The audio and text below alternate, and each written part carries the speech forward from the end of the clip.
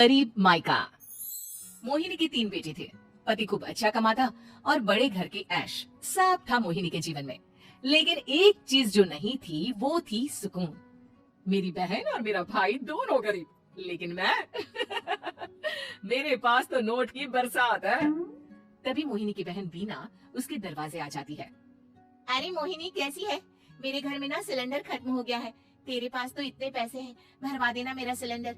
पैसे जैसे ही आ जाएंगे मैं दे दूंगी। तभी मोहिनी का पति राकेश आ जाता है। क्या है वीना, ये अपने घर की परेशानी हम लोगों के घर ना गाया करो। तुम्हारी बहन को तुम लोगों पर तरस आ जाता है और वो पैसे देने लग जाती है। मुझे ये बिल्कुल पसंद नहीं है। ओ जीजा जी, नहीं मैं तो वो बस। अच्छा मैं चलती हूँ। वीना वहाँ से चली जाती है। उसके जाने के बाद अच्छा किया जो आपने सुना दिया।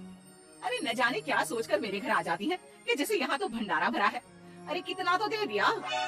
अच्छा जी जरा 1000 तो देना। वो बिन्नी दीदी है ना, उनके घर जा रही हूँ। उनका पोता हुआ है तो मुंह दिखाई दे दूंगी। हाँ, उन लोगों के आगे तो शो ऑफ किया करो। वो खुद को बड़ा अमीर शो करते हैं ना, दिखा दे कि तू भी किसी से कम नहीं है। हाँ जी, इसी के लिए तो जा रही हूँ। मोहिनी तैयार होकर अपनी बुआ की बेटी के घर जाती है, जहाँ उसके पोते का कार्यक्रम चल रहा होता है। वहाँ वीना भी आई होती है। अरे वीना, क्या जरूरत थी यहाँ आने की? तेरे घर पर गैस नहीं है तो वो भरा लेती। क्या करूँ मोहिनी, बुआ को बुरा लग जाता नहीं जाती तो। वैसे मेरे पास एक जोड़ा बच्चे का कपड़ा रखा था, वही अपनी चांदी की पायल के साथ देने जा रही हूँ। घर पर गैस थी नहीं, सोचा परिवार यहीं खाना खा लेगा, बाकी सुबह का सुबह देखा जाएगा। मोहिनी को बहन पर दया आ जाती है। वो पर्स से 1000 रुपए निकाल कर दे देती है। ले वीना, लेकिन पैसे वापस कर देना, तेरे जीजाजी हिसाब लेते हैं। मोहिनी भी क्या करती, गरीबी में बहन का सहारा ही उसके जीवन जीने का आधार था। फिर एक रोज, सुनिए भाई के घर बेटी हुई है, मुझे माँ के पास जाना होगा। अरे उस घर में ना कूलर है ना एसी, कैसे रहोगी तुम?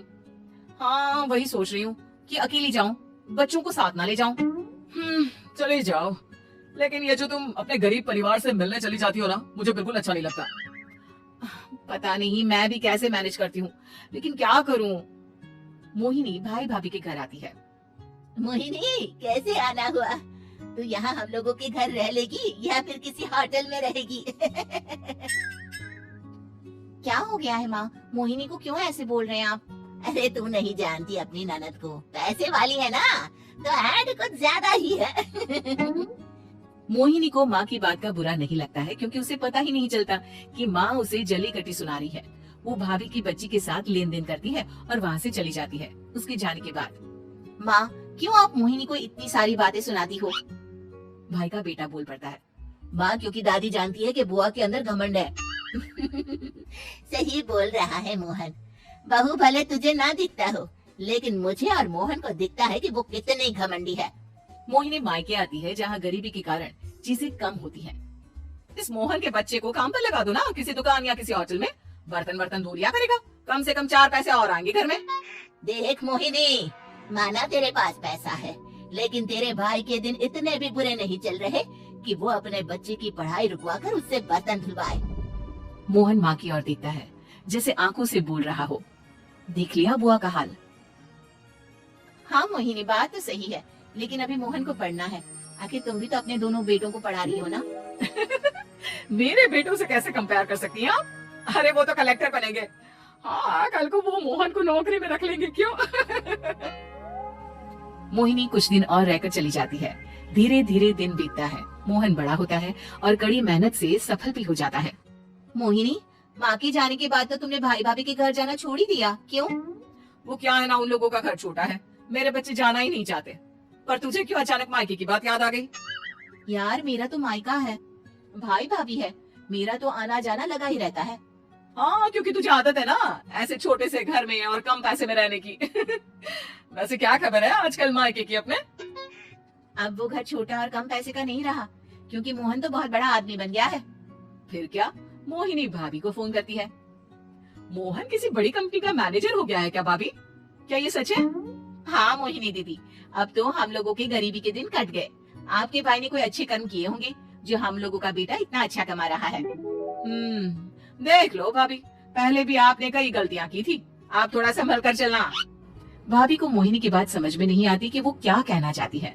फिर एक दिन वीना मोहिनी से कहती है, मोहिनी, हमारा भतीजा मोहन अच्छा कमा रहा है, क्यों ना मैं अपने बेटे की नौकरी के लिए उससे बात करूं। अरे बुआ का बेटा है, ये सोचकर मदद तो करेगा ना। हाँ हाँ, क्यों नहीं करेगा, उसके बुरे दिन में तो हम भी खड़े थे। मोहन को वीना फोन करती है और अपने बेटे की मदद करने की बात करती है। हाँ हाँ बुआ, क्यों नहीं, आप सिद्धार्थ को भेज दें, मैं अपनी ही कंपनी में उसकी नौकरी करवा देता हूँ। दिन बीतते हैं, अब वीना के हालात भी अच्छे हो जाते हैं। क्या बात है वीना, तूने भी कार ले ली, वो भी इतनी अच्छी। हाँ मोहिनी, अपने भतीजे के कारण तो हम लोगों के दिन अच्छे हो गए। उसने सिद्धार्थ की नौकरी लगा दी है, वो भी शानदार। ठीक है, लेकिन पैसे ख्याल से खर्च करना। वो क्या है ना, पैसे आने आसान है लेकिन संभालने मुश्किल। मोहिनी घर पर अपने पति से बात करती है।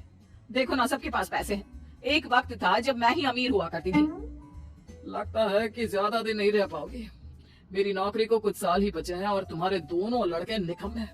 उन लोगों को बोलो ना कि नौकरी करें। तभी वहाँ मोहिनी के बेटे भी आ जाते हैं। अरे हमें क्या मोहन समझा है जो दिन रात गधे की तरह काम करते रहे। खैर, दिन फिरते हैं और मोहिनी के पति की नौकरी भी खत्म हो जाती है।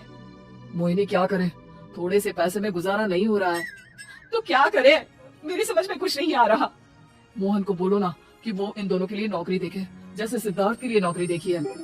मोहिनी क्या कहती, उसे अपने वो दिन याद आ जाते हैं जब उसने भाभी से मोहन को नौकर बनने की सलाह दी थी। क्या हो गया, क्या सोच रही हो मोहिनी? यही कि वक्त कभी भी किसी का भी पलट सकता है। ऊपर वाले से डर कर रहना चाहिए।